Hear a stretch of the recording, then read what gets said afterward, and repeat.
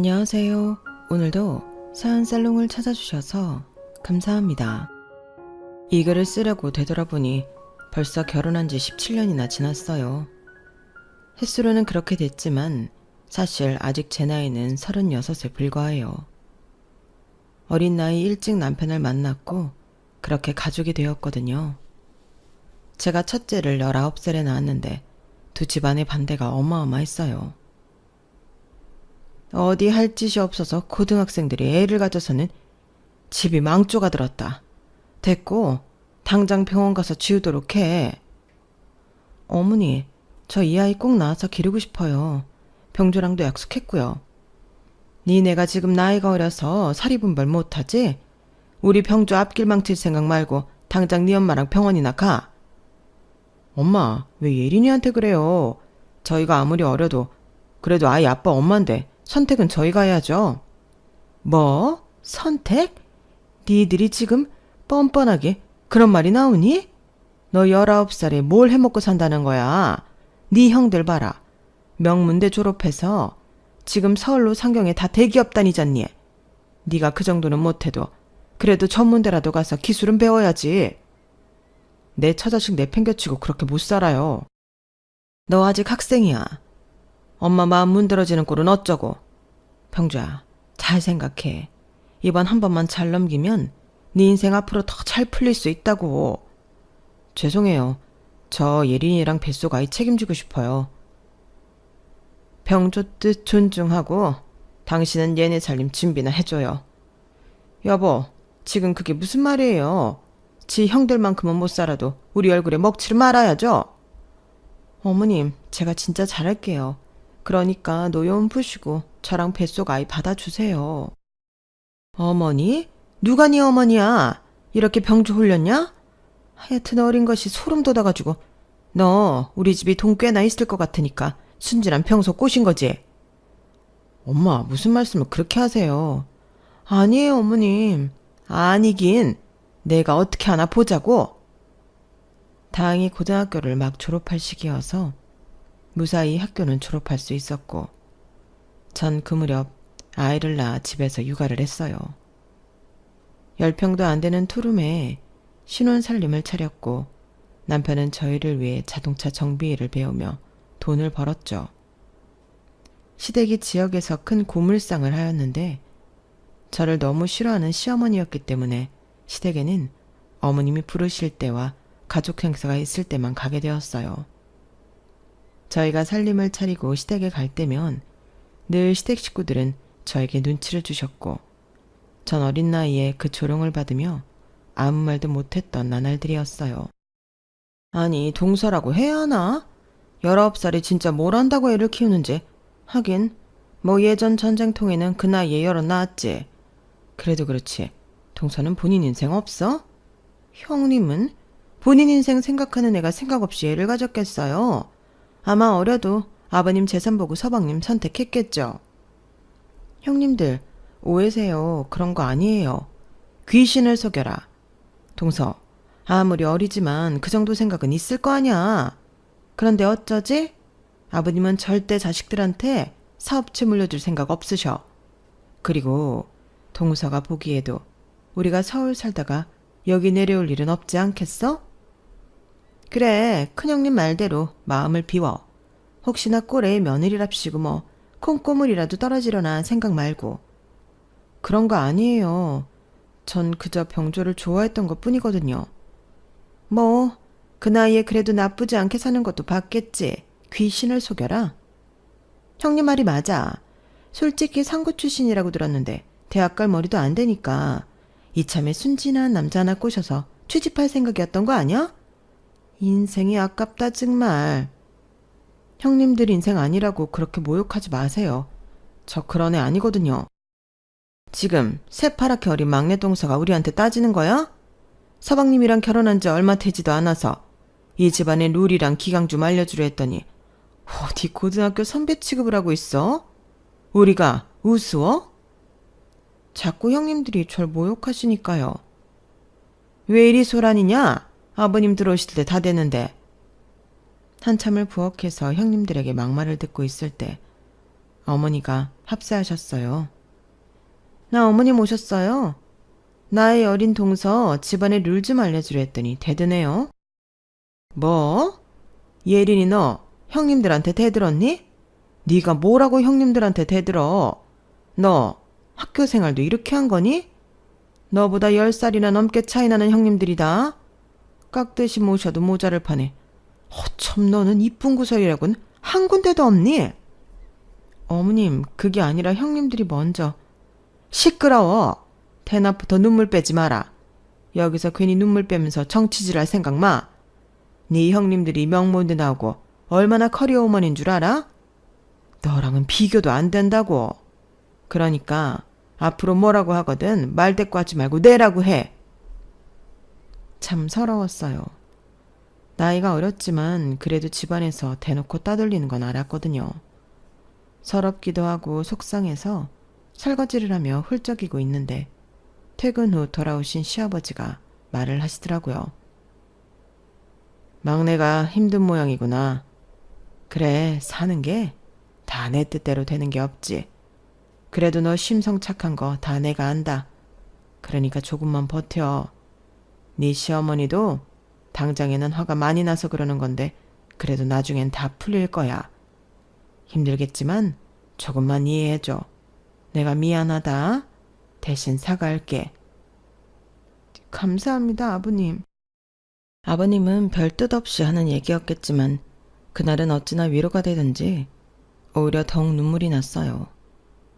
친정아빠도 일찍 돌아가셨기에 아빠의 정을 느껴본 적 없던 터라 더욱 감사한 마음이 들었죠. 그렇게 힘든 시집살이 중에도 조금의 위안을 얻으며 살아갔어요. 애 어린이집 갔으면 우리 집에 와서 김장이나 해라. 내가 허리를 다쳐서 이번 김장 못할 것 같으니까. 네, 어머님 많이 다치셨어요? 얼른 갈게요. 결혼 생활이 길어질수록 어머님은 틈만 나면 저를 부르셨어요. 네가 사회생활을 해봤니? 뭘 해봤니? 다 이런 게 사회생활이라고 생각해. 직장 상사가 하라는 거 회사에서 안 해봐라. 어떻게 되나? 어떻게 보면 내가 네 직장 상사니까 넌 내 말만 따르도록 해. 그쵸, 어머님 말씀 따라야죠. 아유, 거기 속 뭉쳐놓지 말고 버무려. 어머님, 근데 김치는 몇 포기 하시는 거예요? 보면 모르냐? 100포기 정도 한다. 서울 애들도 주고 사돈들도 좀 나눠주고 해야지. 집에서 놀면 뭐하니? 이런 거라도 해서 내 새끼들 나눠주면 좋지. 하긴 이런 게 어머니의 사랑이죠. 저도 아이 낳고 보니까 얼마나 예쁘던지. 왜 저희 엄마가 안 입고 못 먹어도 저는 꼭 잘 먹이려고 했는지 알겠다니까요. 그렇게 널 애지중지 키웠는데 네가 이 모양 이 꼴로 자랐겠냐? 그게 무슨 말씀이신지. 이 모양 이 꼴이라뇨. 그래도 그 말씀은 심하세요. 딸년이 10대 때 남자의 눈이나 떠서 애를 가졌는데 그게 귀하게 키운 거야? 막 키운 거지. 솔직히 막말로 내가 딸이었으면 난 절대 그렇게 안 키운다. 금이야 옥이야 공주처럼 귀하게 키우지. 그건 순전히 저랑 병조가 한 일이지. 저희 엄마가 무슨 죄가 있다고 딸을 막 키우네 마네 이런 소리를 들으셔야죠. 어머님, 제 욕은 하셔도 돼요. 근데 저 때문에 저희 부모님 욕먹는 건 정말 저도 못 참겠네요. 못 참으면 네가 어쩔 건데? 너 우리 아들이랑 지금 헤어지고 당장 네 딸 데리고 나갈래?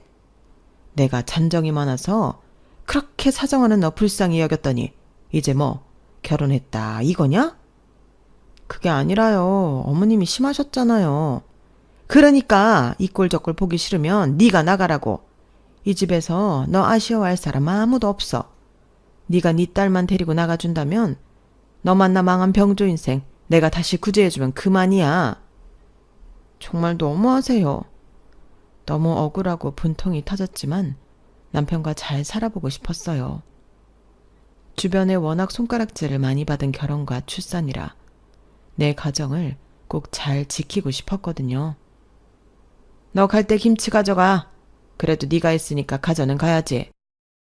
네, 아까는 말 대답해서 죄송해요. 됐다. 너한테 기대하는 것도 없으니까. 뭐 실망할 것도 없어. 넌 그런 애야 그냥. 그래도 김치라도 지어서 들려보내는 시어머니였고 그 김치를 가지고 집에 와 열어보니 버리긴 아까워 배추에 겉잎만 모아 묻혀놓은 이파리더라고요. 아무리 내가 싫으셔도 그렇지 이런 걸 주셔. 내가 100포기는 다 버무렸는데. 내가 능력이 없어서 엄마가 너한테까지 함부로 하시는 거야. 우리 진짜 잘 살자. 형이랑 형수도 우리 앞에서 꼼짝 못하게 성공하자. 내가 꼭 그렇게 할게. 아무리 어린 나이에 실수를 했어도 지금 이렇게 책임지고 잘 살고 있는데 정말 너무하셔. 이제 로라도 어린이집 갔으니까 너도 자기 개발을 해보는 게 어때? 아마 형수들처럼 일하는 여자면 엄마도 덜 부르실 거고 너도 훨씬 나을 거야. 고된 시립살이 속 매일 피말라 가던 날 남편은 저에게 공부를 하라고 제안을 주었어요. 저 역시 형편상 맞벌이를 하는 게 낫겠다 싶어 남편의 제안을 받아들이고 국비 과정으로 컴활 자격증과 전산회계 자격증을 땄어요. 그럼 ERP도 할 줄 알겠네. 우리 막내 며느리가 그런 고물상에 와서 격리 좀 해주면 되겠다. 오래 일한 아줌마가 애들 때문에 그만둔다고 하거든. 아빠, 그래도 돼요? 어차피 뭐 자격증도 있겠다. 어렵지 않은 일이거든. 여보, 그래도 그렇지 무슨 격리를 시켜요. 한 달 매출에 당신이 얼마 버는지 다 알게 될 텐데. 전 찝찝해서 싫어요. 여보, 우리 며느리인데 뭐가 찝찝해요? 남한테 돈 주느니 며느리한테 주는 게 낫지. 네, 할게요. 저희도 빨리 집도 장만해야 하고 같이 벌면 좋으니까 기회만 주신다면 열심히 할게요, 아버님. 시어머니는 재산 공개가 되는 것 같다며 찝찝하다고 하셨지만 아버님은 제게 기회를 주셨어요. 그렇게 전 단번에 일자리까지 구할 수 있었죠. 그래도 이렇게 눈치 안 보고 삼겹살도 먹고 싶을 때 먹고 하니까 너무 좋다. 우리 더 잘 벌어서 얼른 집도 장만하자. 미안해. 로라 보면서 일하기 힘들 텐데 군말 없이 열심히 해줘서. 당연히 해야지. 우리가 다 잘 살자고 하는 건데. 나이는 어렸지만 남편은 가족애가 큰 사람이었어요. 책임감도 강했기 때문에 정비일도 정말 열심히 했고 저 역시 그런 남편의 영향으로 회사 일을 열심히 했죠. 하지만 아버님의 고물상에서 격리를 하게 되니 이것저것 알고 싶지 않은 사정들도 많이 알게 되더라고요. 여보세요? 아니, 이 전화를 왜 재수 씨가 받아요? 아버지 좀 바꿔주세요. 아, 저 여기서 격리로 일해요. 아버님 바꿔드릴게요. 참나, 격리요? 아, 일단 바꿔줘요. 가끔 서울에 계시는 아주버님들에게 전화가 왔거든요. 뭐? 또 돈? 넌 네 애비가 돈으로밖에 안 보이냐? 그만큼 벌어서 너 하고 싶은 공부 다 시켜. 결혼까지 시켜줬으면 됐지. 번번이 손을 벌려? 도대체 너랑 둘째는 뭐하고 지내는 거야? 아버지, 서울살이 팍팍해요. 여기가 무슨 그 동네인 줄 아세요? 애들 학원비에 생활비에 진짜 하루가 빠듯하다고요. 아버지는 평생 시골에만 사셔서 몰라요. 그래서 그렇게 당당하게 매번 돈 요구하냐? 도대체 내가 못해준 게 뭐야? 너랑 둘째는 번듯한 집까지 다 해줬잖아. 이젠 너희가 알아서 살아야지. 아버지, 이번만요. 한 번만 도와주세요. 그래도 솔직히 이렇게 아버지가 저희 뒷바라지 했는데 저희가 나중에 엄마랑 아버지 나몰라라 하겠어요? 그냥 투자라고 생각해 주세요. 저희가 그래도 잘하잖아요. 알겠다. 생각보다 서울 사는 아주버님네 식구들은 아버님에게 이리저리 손을 많이 벌리고 있었어요. 늘 수심이 깊어 보이셨고 어깨가 무거워 보이셨죠. 다 큰 놈의 자식들을 내가 아직도 이렇게 뒤치다꺼리하고 산다. 웃기지? 에이, 아니에요. 아버지들 마음이 뭐 같죠. 그래도 능력이 되시니까 이렇게 도움을 주시는 거요. 멋있으세요. 너희한테는 첫째랑 둘째네한테 해준 것처럼 해주지 못해서 미안하다. 섭섭해하지 않았으면 해. 에이, 왜 섭섭하겠어요. 지금 로라 아빠도 알아서 본인 기술 배우면서 잘 자리 잡고 있고 저도 이렇게 아버님이 기회를 주셔서 돈 벌고 있잖아요. 저희는 지금 이런 삶에 충분히 만족해요. 남한테 기대지 않고 어린데도 불구하고 너희가 낫다. 하지만 언제까지 튼튼할 것 같은 아버님의 고물상도 점점 시들시들해져 갔어요. 동네 사람들이 하나둘 도시로 나가던 통에 사람들도 많이 없게 되었거든요. 아버님은 수심이 여러모로 깊어 보이기 시작했죠.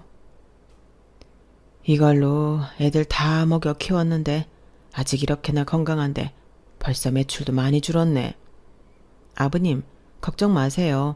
그동안 열심히 하셨고 자식들이 이렇게 있는데 뭐가 걱정이세요? 조금은 내려놓고 쉬셔도 되세요.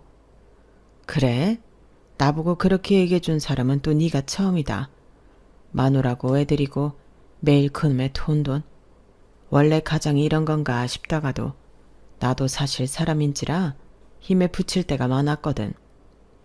힘들면 저희가 더 열심히 할게요. 나중에 아주버님들이랑 같이 말이죠. 말이라도 참 고맙다. 넌 나이도 어린데 철도 일찍 들고 우리 병조 옆에 있어줘서 얼마나 고마운지 몰라. 애도 잘 키우고 말이야. 네 시어머니가 이런 걸 알아야 할 텐데. 어머님도 언젠간 제 마음 알아주실 거라 믿어요. 아버님과 같이 일을 하게 되면서 참 많은 이야기들을 할 수 있었어요. 세상의 아버지들이 늘 똑같은 생각을 가지고 있듯이 아버님도 힘에 부치지만 가족들을 위해 열심히 뭐든 해보시려고 하더라고요. 그런 아버님을 정말 응원해드리고 싶었어요. 그리고 아버님의 생신날이 다가왔고 오랜만에 온 가족들이 모이는 날이 되었어요. 아버님, 이번에 도와주셔서 너무 감사드려요. 아버님 아니었으면 애들 영어 유치원비 힘들 뻔했거든요. 애들 영어 유치원에 꼭 보내야 하냐? 너희 벌이로 힘들면 그래도 다른 유치원도 많잖아. 어머, 아버님은 요즘엔 서울에서 영어 유치원 안 다니면 도태되는 거 한순간이에요. 시골에서나 그런 거 신경 안 쓰지. 애들은 키우기 나름이라고요. 그건 형님 말이 맞아요, 아버님. 저희 애들도 영어 유치원 나왔지만 진짜 급이 다르거든요. 뭐 동네에서야 어차피 서울에 상경할 일도 아예 없으니 이런 거에 관심도 못 두겠지만 이렇게 시작 전부터 다른 애들은 커서도 다르다니까요. 참 유난들 떤다. 아, 그건 그렇고 이건 아버님 생신 선물이에요. 저랑 둘째 동서가 같이 준비했는데 마음에 드세요? 아버지, 이거 엄청 비싼 명품이에요. 아마 이거 하시고 동창회 가시면 다들 놀랄걸요? 내가 이런 걸 뭐하러 하냐? 다 늙어서. 그래도 고마워. 내 생각해준 거나 마찬가지니까. 니들 힘들다고 하면서 돈 꽤나 썼겠어. 아버님 생신이면 이 정도는 기본이죠. 저희가 말씀드렸잖아요. 저희만 믿고 사시라고. 그래, 말이라도 든든하다. 근데 셋째 동서는 뭐 없어? 아, 전 아버님이 추워 보이시길래 머플러랑 장갑이에요. 그리고 조그만 손편지 준비했는데. 뭐? 동서는 아버님이 취직도 시켜줬는데 진짜 양심 없는 거 아니야? 뭘 그렇게 말을 해? 장갑이랑 목도리도 필요한 거였어. 고맙다, 셋째야. 아니, 그래도 그렇지 어떻게 이런 싸구려를. 진짜 안 무겁다. 나이가 어려서 그런가? 이래서 사회생활도 좀 해보고 여러 사람들을 만나야 안목이 높아진다니까? 넌 어떻게 하루도 말 듣는 날이 없냐? 첫째랑 둘째 좀 보고 배워라. 양심 있으면 좀 통 크게 선물을 해야지. 이게 뭐야 도대체? 어머님, 그게 아니라 아버님이 필요하실 것 같아서 준비한 건데. 됐어. 뭐 요즘이 전쟁통도 아니고 자동차로 출퇴근하는데 목도리랑 장갑이 뭐야? 하여튼 센스하고는. 다들 그만해요. 내가 괜찮다는데 왜 셋째한테 면박을 주고 그래? 아버님, 별거 아니라서 죄송합니다. 그럼 죄송해야지. 취직까지 시켜줬는데. 늘 형님들과 있으면 참 주눅이 들더라고요. 저 역시 제 자신이 초라한 느낌이 들어서 그랬던 것 같아요. 하지만 그 누구 하나 저를 감싸준 사람이 없었는데 아버님만은 괜찮다며 다독여주셨어요. 동서는 너무 날로 먹으려 해서 문제긴 해. 솔직히 나이를 떠나서 이런 건 기본인데. 됐다. 그런 얘기 뭐하러 하니? 난 아직도 제 얼굴만 보면 화가 나는데. 병조가 아까운데 이젠 끼리끼리려니 해. 어머님, 저희가 있잖아요. 다 들으라는 식으로 얘기하는 것도 참 한두 번이 아니었죠. 그런 제 마음을 읽었는지 저를 따로 불러 목도리와 장갑을 하시곤 기분이 좋다고 하는 아버님이셨어요. 편지 다 읽었다. 고마워. 무엇보다 이 선물 너무 마음에 들어. 아버님, 정말 약소해요. 다음엔 더 좋은 거 해드릴게요. 제가 더 좋은 걸 해드렸어야 했는데. 아니다. 솔직히 네 형님들이 해준 선물보다 이게 더 실용적이지. 내가 뭐 명품을 아냐? 네 시엄마 사주기만 해봤지. 너무 고마워. 아버님의 말에 힘이 났어요. 그렇게 하루하루 버티며 앞만 보고 달리던 때였죠. 아버님의 회사가 매출이 점점 감소했고 참 많이도 지쳐 계셨어요. 중간중간 형님들과 아주버님들의 돈 요구에도 지쳐 보이는 아버님이셨거든요. 당신은 돈 좀 있으면 서울 애들한테 좀 지원해줘요. 걔네가 잘 돼야 우리가 보상받는 건데 뭘 그렇게 돈을 궁쳐놔요? 궁쳐놓다니 이게 다라고. 당신은 회사 사정도 모르면서 애들 부추기지 좀 마. 시부모님의 싸움은 심해졌죠. 당신은 아마 내가 돈이 없다면 나랑 살지도 않을 사람이야. 무슨 말도 안 되는 소리예요. 그리고 우리 애들 힘들게 사는데 좀 도와주면 어떻다고. 됐어요. 말을 말지. 셋째 욕할 거 없어. 당신은 그 어린애보다도 자립심이 없잖아. 평생 나가서 돈 벌어본 적도 없으면서 돈도 쉽게 생각하고. 뭐예요? 그 개념 없는 것이랑 나랑 비교를 하다니. 당신 노망났어? 어머님은 아버님이 저를 예뻐한다는 것도 좋아하지 않으셨어요. 그렇게 감정의 골만 깊어져 갔고 결국 버티고 버티던 아버님의 회사는 부도 처리가 되었죠. 아빠, 이 정도로 힘들었어요? 아니, 그럼 이제 우린 어떡하라고? 형, 말이 심한 거 아냐? 가장 힘든 건 아버지일 텐데 형이 그렇게 말하면 어떡해? 넌 빠져. 형들 말하는데 뭐 그렇게 말이 많아? 넌 이 집에 영향력도 없으니까 아무 말 말어. 니들 그만 싸워. 여보, 그럼 우리 당장 어떻게 되는 건데? 그래도 모아놓은 돈 있지, 어? 내가 모아놓은 돈이 어딨어? 회사 정리하고 이거 집 하나 남은 건데. 그리고 돈 벌면 쟤네가 가져가기 바빴잖아. 아니, 그럼 우리 살궁이도 없이 아무것도 없단 말이에요? 여보, 우리 이제 남은 인생 어떡하냐고. 아버지, 너무 무책임하신 거 아니에요? 애들 학원비에 저희도 생활이 빠듯한데 이제 와서 나몰라라 너무하세요. 뭐? 내가 그동안 니들한테 투자한 돈이 얼만데 아직도 돈을 해줘야 하냐? 지금 내 심장이 어떤데 그런 거 하나 생각 않고 니들 살궁리만 해? 자식들 헛키웠다 진짜. 아버지니까 책임지셔야죠. 아버지만 믿고 있었는데. 당신 어떡할 거야 이제. 난 돈 없이 못 살아. 우리 나이가 고작 70인데 앞으로 남은 생 어떡하냐고. 너무들 한다. 내 평생을 당신이랑 자식들 건사하는데 온 힘을 쏟았건만. 아버님, 그래도 뭐 땅이나 이런 거 있으시죠? 온 가족들은 아버님을 질타했어요. 저와 남편은 아무 말도 못했고 그저 아버님이 안쓰러웠죠. 너무 큰 충격을 받았는지 아버님은 결국 쓰러지셨고 병원으로 긴급하게 이송이 되었어요. 쓰러지시면서 머리를 부딪히고 말았거든요. 아버지, 이번 수술했으니까 우린 가볼게요. 먹고는 살아야지. 아버지 이제 수술 들어가시는데 이대로 가겠다는 거야? 네가 있잖아. 그리고 우린 먹고 살기 바빠서 여기 있을 시간도 없어. 너처럼 시골 사람인 줄 아니? 우리 큰아들, 둘째 아들 너무 상심 말고 서울 가서 꼭 연락해. 네 아버지 아마 땅 같은 거 있을 거야. 너무 상심 말고. 다음 달에 벌써 생활비가 걱정이네. 일단 알겠어요. 엄마도 몸 잘 추스리세요. 그래, 우리 아들들. 너무 실망 말고 잘 올라가. 아버님이 수술이 잡혀있는데도 불구하고 서울 식구들은 모두 올라가려고 했어요. 그 모습을 보는데 돈이 뭔지 싶으면서 현타가 오더라고요. 돈 앞에는 장사가 없구나 싶은 것이 말이에요. 엄마, 그래도 아빠가 저렇게 의식이 없으신데 형들도 같이 의사 선생님 말을 들어야 하는 거 아니에요? 네 형들 얼마나 바쁜지 몰라? 당장 죽고 사는 거 아닌데 뭘 그러니? 막내 너는 낄 때 안 낄 때 구분 좀 해라. 아버님을 그래도 두고 아주버님과 형님들은 나몰라라 집으로 가셨어요. 불과 몇 달 전 아버님 생신 때 아버님의 돈을 한 푼이라도 더 가져보려고 잘 보이는 신용을 했던 것과는 딴판이었죠. 나이가 어린 저도 이런 행동들이 거슬리더라고요. 사람 하나 잘못 들어오면 모든 게 꼬인다는데 아무래도 네가 우리 집 인연이 아니야. 게다가 우리 회사에서 일도 했으니 재수가 없었겠지. 어머님, 무슨 말씀을 그렇게 하세요? 내 말이 틀리냐? 하여튼 넌 재수 온 붙었어. 엄마, 막말하지 마요. 이제 예린이한테 함부로 하는 거 안 참아. 그리고 지금 아빠가 저렇게 누워 계시는데 그런 말씀 하고 싶어요? 안쓰러워 죽겠는데.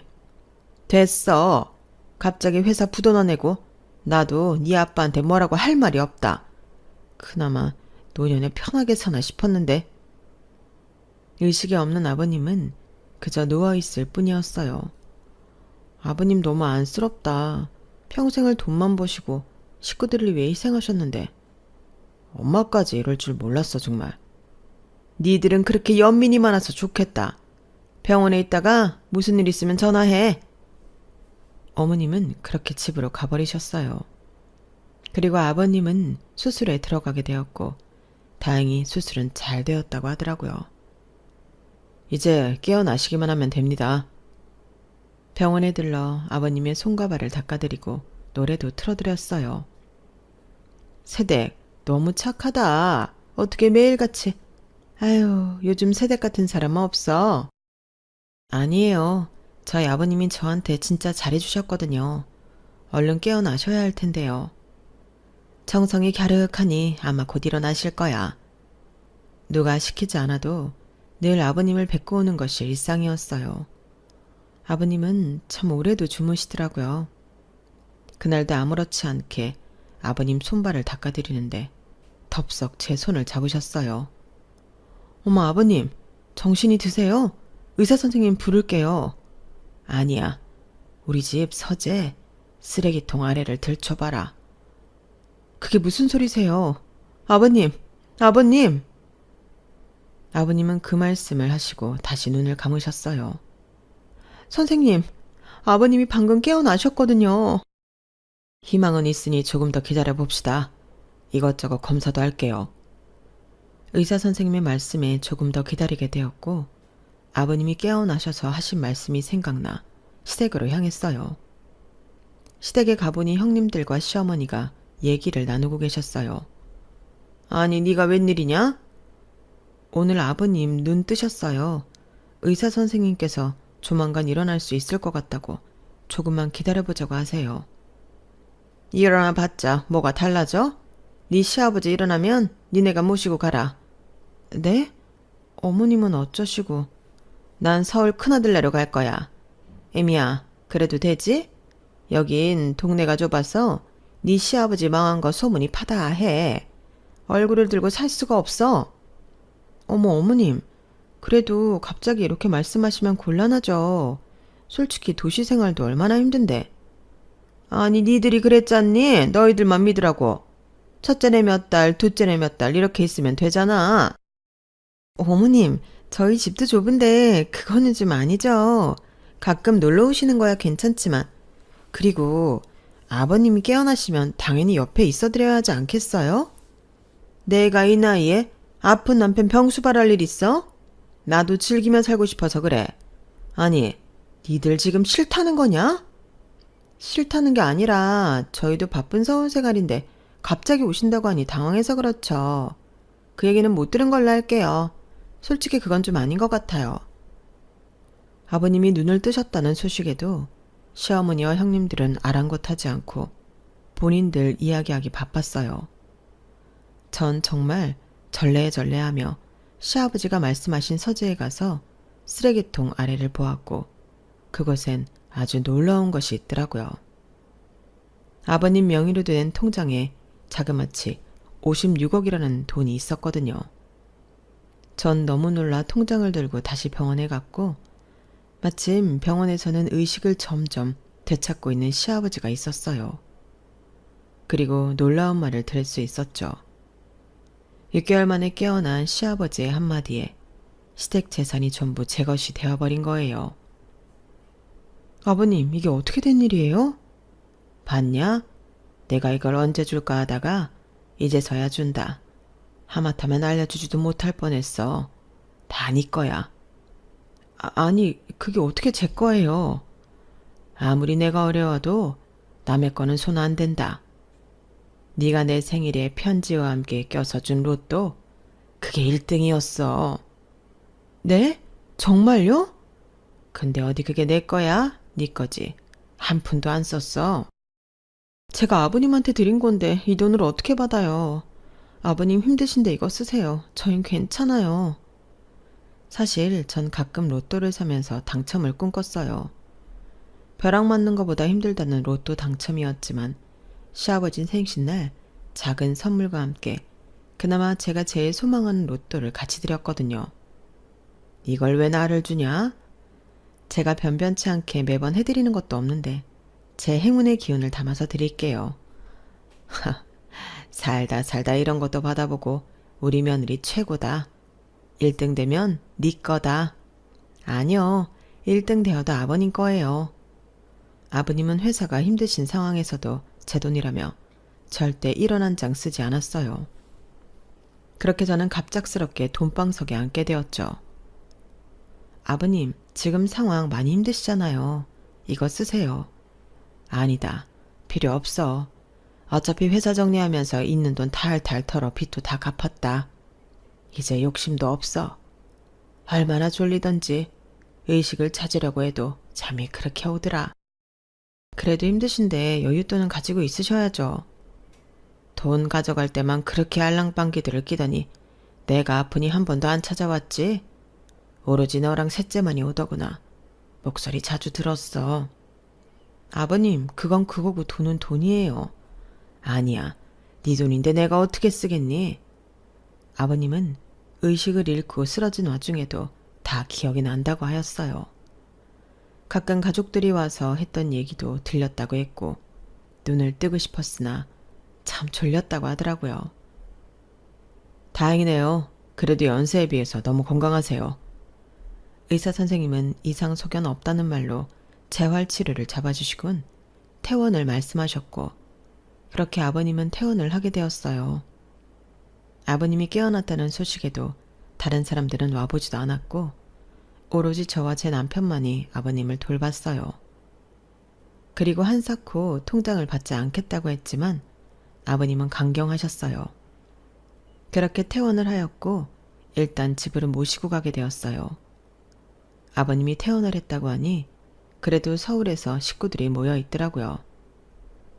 아버지, 건강에 이상 없다고 하니 다행이네요. 근데 집은 왜 전세로 돌려놓으신 거예요? 설마 집까지 판 건 아니시죠? 팔았다. 내 집 내가 판다는데 누가 뭘 하냐? 아니, 회사도 부돈 앞마당에 집이라도 있으셔야죠. 여보, 집을 왜 팔아요? 아파서 이제 막 태어난 사람한테 할 얘기는 아니지만 당신 노망난 거요? 우리 어떻게 살라고 그래? 이젠 나도 지쳤어. 나도 좀 쉬자. 내가 돈 안 벌면 난 니들 애비도 아니냐? 아니, 가장으로서 도리는 지켜야죠. 그리고 집 한 돈으로 그럼 다 빚값인 거예요? 그 돈으로 빚 갚고 니네 뒷바라지 했다 왜? 매번 얼마씩 그게 다 어디서 났겠어? 아버지, 지금 머리를 다치시더니 제정신이 아니네요. 일단 진정하고 아버지가 가지고 있는 재산 진짜 한 푼이라도 다 모아서 형제들끼리 나눠야겠어요. 고얀 것 또 돈 얘기. 니들한테는 한 푼도 줄 게 없다. 그러니까 당장 꺼져. 그래도 선산 땅이라든지 있을 거 아니에요. 니들 힘들다고 할 때마다 하나씩 팔아서 해준 거야. 그리고 이제는 니들 말고 셋째네한테 모든 걸 줄 거다. 그러니까 꿈 깨. 다들 너무하시네요. 아버님, 저희가 모실게요. 그리고 이제 형님들이랑 어머님은 알아서 사세요. 어딜 낄 때 안 낄 때 구분 못하고 이게 나서길 나서. 제가 왜 낄 때 안 낄 때 구분 못하죠? 저 이 집 주인이에요.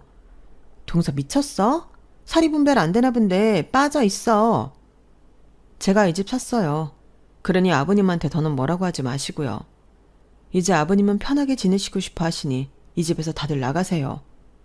아니, 네가 무슨 돈이 있다고 이 집을 사? 제가 생신 때 아버님한테 드린 로또가 1등이 돼버렸네요. 그리고 그 돈을 아버님이 한 푼도 안 쓰시고 절 다 주셨고요. 아니, 그럼 내 남편 돈이잖아요. 그쵸, 엄밀히 따지면 아버님 거죠. 근데 아버님이 저한테 다시 주셨어요. 오죽하면 절 주셨을까요? 아버지, 이게 다 무슨 소리예요?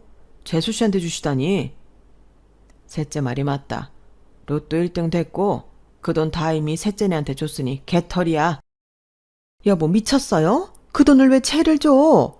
우리가 이제 노년을 살아야지. 1등 되고도 아무 말도 안 하고 진짜? 양심이 있어봐.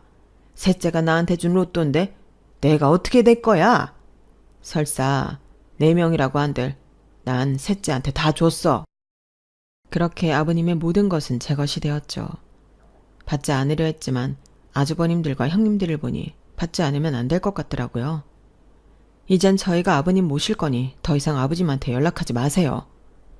재수씨 완전 여우네. 병원을 그렇게 들락날락거리더니 아버지 돈 있는 거 알았죠? 우리 그 돈 절대 포기 못해요. 너 인연, 당장 내 남편 돈 주지 못해? 네, 마음대로 하세요. 나이가 어린 제가 봐도 이건 정말 아니네요. 아버님이 얼마나 힘드셨을지 상상도 안 가요. 전 그렇게 경찰들을 불러 모두 다 내쫓았어요. 거주지 침입으로 신고를 했던 거죠. 아무리 가족이라도 저희가 싫다고 하니 모두 다 쫓겨나게 되었고, 아주버님들은 아버지 돈을 절대 포기할 수 없다며 소송까지 걸게 되었어요. 가지가지 하시네요. 어떻게 모든 걸 다 가져가시려고 하는지 소름 돋네요. 재수씨가 욕심이 그렇게 많은 줄 처음 알았습니다. 절대 그 돈 우리 포기 못하죠. 동서 정말 대단해. 아버님을 꼬시고 말이야. 형님들은 그런 말 할 자격도 없으세요. 어디 마음대로 해보세요. 어쩜 저렇게 나이도 어린 게 돈을 밝혀? 정말 가만두면 안 되겠어. 하지만 소송은 아버님이 살아계셨기 때문에 자식들이 재산에 대해 주장을 할 수 없게 되어 있더라고요. 괜히 돈만 쓰셨네요. 가뜩이나 돈 없다고 하시면서. 아버님은 저희가 잘 모실 테니 어머님이나 잘 모시세요. 뭐? 저게, 야, 네가 어머니도 데려가 모셔. 어차피 너 돈도 많잖아. 아니요. 형님들을 그렇게 아끼고 예뻐하셨는데 평생 옆에서 모셔야죠. 돈은 본인이 다 가져놓고 부모를 떠넘기는 게 말이 돼? 말은 바로 하세요.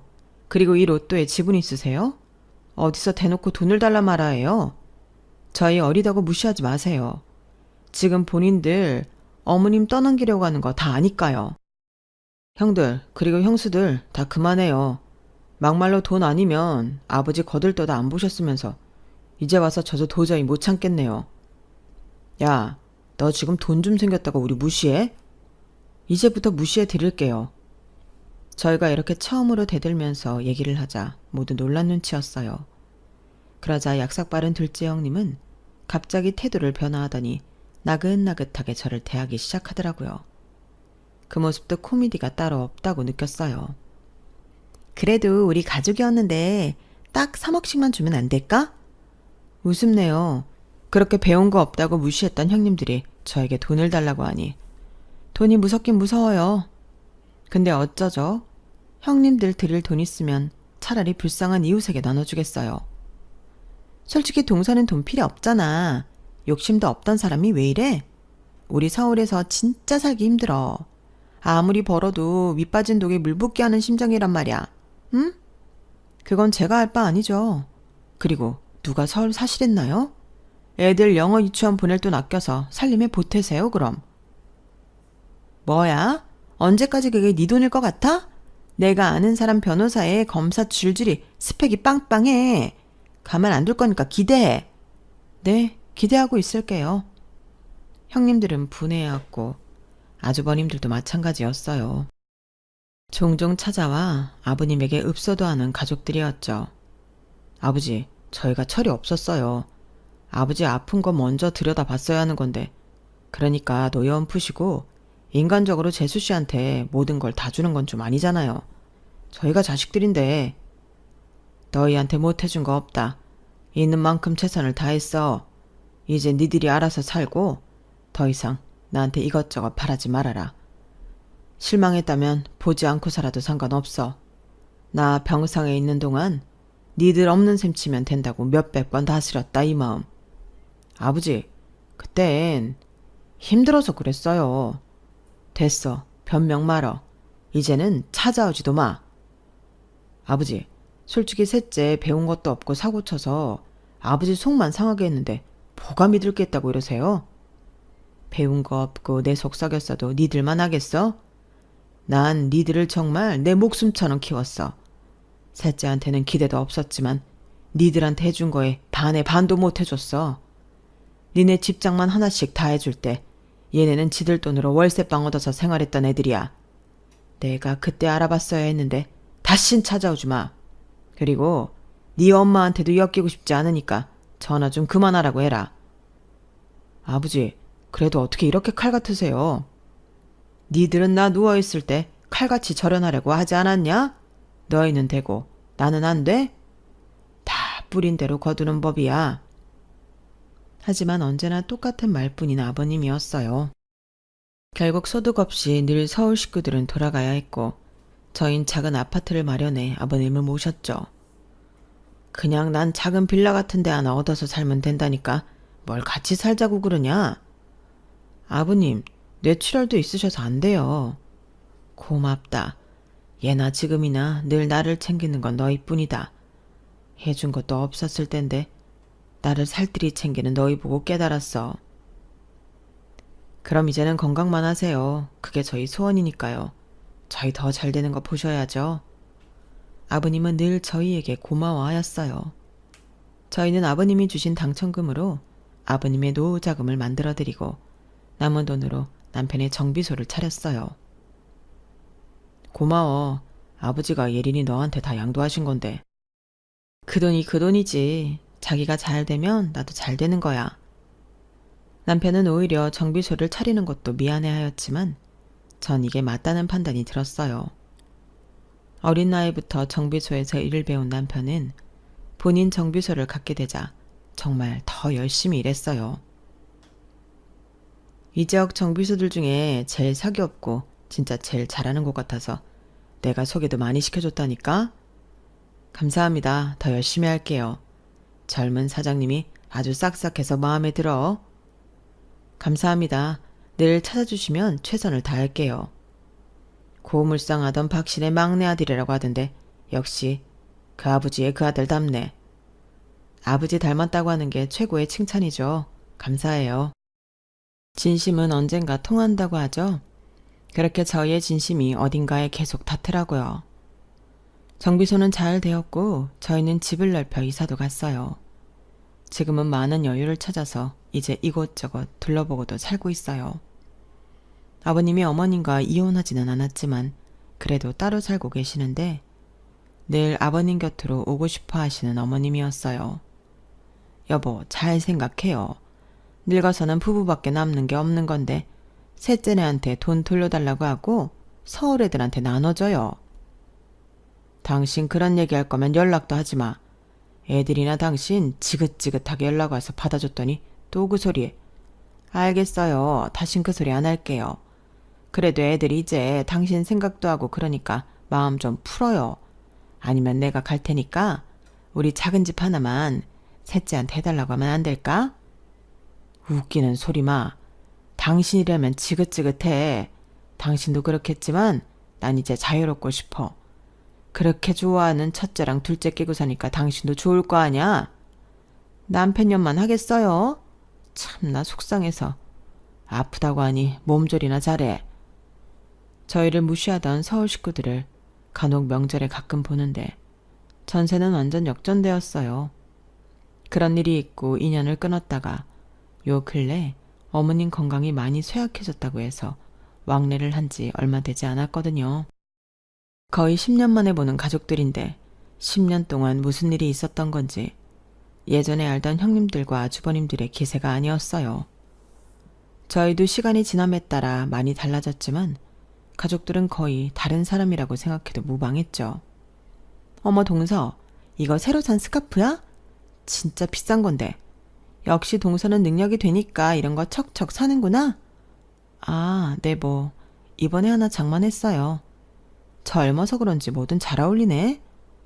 형님이 그런 말도 하실 줄 알고 놀랍네요. 나이가 들면 뻔하지 뭐. 아, 맞다. 우리 이번 기회에 예전 일 다 풀자. 그땐 동서도 어렸고 우리도 어렸잖아. 어머님이 쇠약해지셔서 이가 후회하고 싶지 않다고 하니 왕래하는 거예요.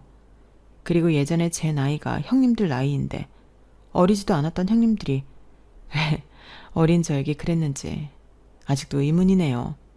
동서 은근 뒤끝 있구나. 미안했어. 다 풀자. 그리고 돌이켜보면 가족밖에 없다. 그러니까 우리 잘 봐줘. 제가 뭐 봐드리고 할 처지인가요? 각자 사는 거지. 그렇긴 하지. 그래도 잘 지내보자. 네, 그러죠. 그리고 아버님한테 말 좀 잘해줘. 응? 어머님 언제까지 우리가 모실 수 없잖아. 아버님이 마음만 풀면 두 분 집 하나 해드리고 사시게 하면 좋은데. 다 들린다. 난 절대 합칠 생각 없으니까 그런 말 말어. 당신도 내가 이 꼴이 됐는데 그래요. 몸이 안 좋다고 해서 셋째가 마음 쓰인다길래 왕래하는 거지. 난 이혼만 안 했지. 남남이나 마찬가지로 살고 있어. 아버님, 그래도 부부는 같이 사셔야 해요. 잘 고려해보세요. 너희 그런 말 할 거면 다시 오지 마. 어머님은 서울살이가 꽤나 고달파 보였어요.